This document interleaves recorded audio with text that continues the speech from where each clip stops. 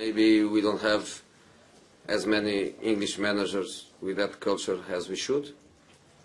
Maybe we, foreign managers, not everybody studies and understands the culture of this country. In my case, I had immediately, in the first time, I had immediately that situation with the match at Newcastle. So for me, it was a lesson. And I lost, for example, with Chelsea, I lost against a League One or League Two team. But I never threw it away. We lost because we lost. So I try always to go serious. I like Wembley. I like the FA Cup. So I have to try to get the second one. Can Manchester United win all cups and get top four with their squad then? All cups. So they got League Cup final, haven't they? FA Cup they're still in. Europa League. Yeah, they can. They can, but I don't think that will happen. That's a huge ask, isn't it? It is. Well, I think they finished top four. When did Liverpool do that? 2000? I don't know. 2001. 2001? Well, that's a guess. Is that when they won the Europa? They won the UEFA Cup, didn't they? UEFA Cup, yeah, against that Spanish team. team. They won the League Cup, the FA Cup. Thanks. Okay. I can't remember. I don't think that will happen, but I tell you what, they could win this. I think they could be just putting their money in this Europa League this year. Really? Well, I think they might find that could be a better avenue in than the top four. No. Really? I think they're going to finish top four. I think they're going to finish top four. Why are you talking to me like that? You know, Dan asked a question and answered himself. The Europa League's easy. It's easy to finish top four. Shut up! We rubbish that competition every time we're on here. Now all of a sudden, you think it's great. No, I just think that other countries take it more seriously than we do, therefore, I think it's tougher for United than maybe we suggest. Move on. Indiana Jones. That was a big star. Craig Burley. That's the latest person or fictional character that Zlatan Ibrahimovic is comparing himself to. Says he has success everywhere.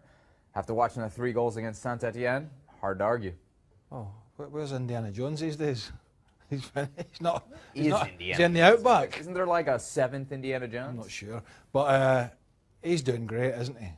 I mean, it's a perfect scenario for him because everyone knows he's got this huge ego. Right? He's a confident guy. That's been half his success. He's very talented, but he's very confident. And if he'd have come into Man United, and there was a lot of doubters, can't do it in England at 35, and the legs have gone. It's too easy in France. If he'd have come in and that had happened, he'd have hated it. Personally and professionally, he would have hated it. So he's absolutely gone the opposite end of the spectrum. Seb, he's loving this because he's getting all the attention. He's carrying that team, and quite rightly getting the attention.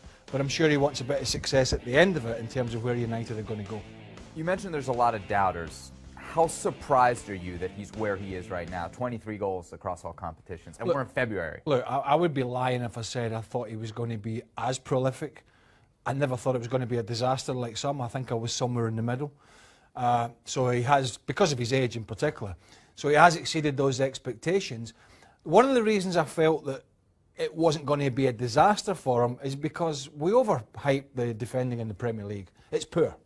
I mean, it's poor. Man City can't put a defence together. You saw Arsenal the other night. Liverpool's Achilles heels is their defence. Then you go down the leagues to all the pub teams who can't hardly pass the ball for 5 passes, and they've got horrible defenders. And he's played against the best. So he was always going to bully these guys, in my opinion. So that's why I'm not totally surprised that he's scoring goals. However, 20-odd goals is quite special for a guy in his mid-30s. He's on a 1-year deal. United have an option. They'll obviously want to keep him. But if Zlatan's goal is to win things, is United the best place to be? Are they going to contend for Champions League next year? Are they going to contend for the Premier League next season? I think he's a bit late to move on somewhere else now. He's at a huge club. They're getting better. Whether they'll get in the top 4 this year remains to be seen, or Champions League via Europa League. They're in a League Cup final. So I think he can see, and I think his relationship, more importantly, with Mourinho has always been strong over the years. And I think he can see that if it stumbles a bit for United this year, the chances are they'll be a lot more competitive next year. So I don't envisage him leaving whatsoever. I think we'll see Zlatan, for me, 99.9% at United next year. How long do you suppose that he can do this, maintain this high level? Because his skill set doesn't seem to rely on speed or overt athleticism that might wear away as you get older? Maybe another couple of years, depending on who they bring in. I couldn't see him being in a Rooney situation unless unless Mourinho's got something over on him where he can get him to come off the bench and maybe be involved in 20 games a year. I can't see that, but I can see him being at United another couple of years, and I can see him playing in certain competitions and depending on who they bring in, younger, quicker, pacey, clever players, I don't see it an issue for him. Zlatan Ibrahimovic, the new Indiana Jones at 35 years young. It was a comfortable win for Manchester United, wasn't it, midweek against St Etienne in the Europa League. The big talking point was the officials, in particular the referee. The St Etienne coach came out, boys, and said that he was starstruck by Zlatan, and that's why he gave him all the decisions. I thought he was starstruck by Manchester United more so than the individual. I mean, he gave Manchester United the benefit of a lot of calls, not just Zlatan. And I think the coach has a point. Have you felt this in your career? Yes. You played for smaller teams. I have. I've felt so throughout the course of my career. That because it's Manchester United, they get the calls? Yeah, big clubs get the calls. 99 times out of 100 they do. Don't let him talk to you like that. No, it's fine. It's true. No, it wasn't in a derogatory way. I took it that way. Well, that's the I way didn't. you would, wouldn't it? You know, you played. No, he didn't. Pardon? Rude. What? You're rude. How am I rude? You played for smaller teams. Well, Shaka didn't play for Manchester United or Liverpool, did he? Is this the discussion we're going to have? Did Shaka play for big teams? Tune in next week. I think Newcastle are quite a big team as well. They To were. be fair. Big club. All right, I didn't know you were Shaka's agent. Anyway, it was a poor officiating performance, and he should be removed from the next round or whatever it is. The punishment is for referees. Maybe refereeing in Europa League is the punishment. Maybe it's that bad. Trouble at Old Trafford. Paul Scholes, Shaka Hislop, says that Wayne Rooney is unhappy because of a lack of playing time. First things first, do you buy it? I do. I think Wayne Rooney can't be overly pleased with being a bit part player given how his career has progressed at Manchester United. The thing is, though, this stage of your career comes to everybody. You can't avoid it. And now it's up to Wayne Rooney to decide whether he feels he can contribute meaningfully somewhere else, wherever that may be, or whether he's happy with the legacy that he's already written in Manchester United and happy just to see his days out at Old Trafford. Now, if he feels that he can go ahead and contribute somewhere else, then so be it. I have no issue with him not being happy with his role and looking for somewhere else to see out the last couple of years of his career. You know, Rooney started and really became a star so young. It feels like he's been around forever. He's only 31 years old. How much do you think he actually has left in the tank?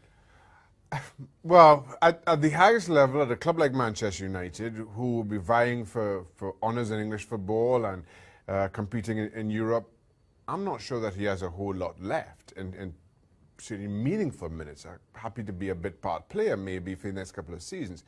But in terms of being a starter, I'm not sure exactly where he fits in because I don't think he's got the running left in him anymore. So he'll have to go to a team that are able to put bodies around him to do that running. Now, whether that's lower down in the Premier League, I'm sure that's an option, or to some other league elsewhere in Europe or further afield. Maybe that may be the more attractive option for Wayne Rooney. Let's say he does eventually leave United, whether it is the Premier League, China has been linked, maybe Major League Soccer. How do you think, and I know those are kind of three totally different options, but how do you think that affects his national team case? I think it's time for the national team to start thinking beyond Wayne Rooney as well. I think they've stuck with him, and rightly so, with records on the horizon. But I think the England national team has got to start thinking younger, got to start thinking beyond Wayne Rooney. I think the English national team, historically, over the last couple of decades at the very least, have found themselves in trouble by almost being too loyal and too slow to replace some of their bigger and more experienced players. Hopefully they don't make that mistake this time around. I know Gareth Southgate has shown a lot of faith in Wayne Rooney and is willing to stand by him, but I don't think Rooney's a starter at international level either. Wayne Rooney, a huge part of Manchester United's past, a part of their present for now. We'll see how long that lasts into the future. Bye.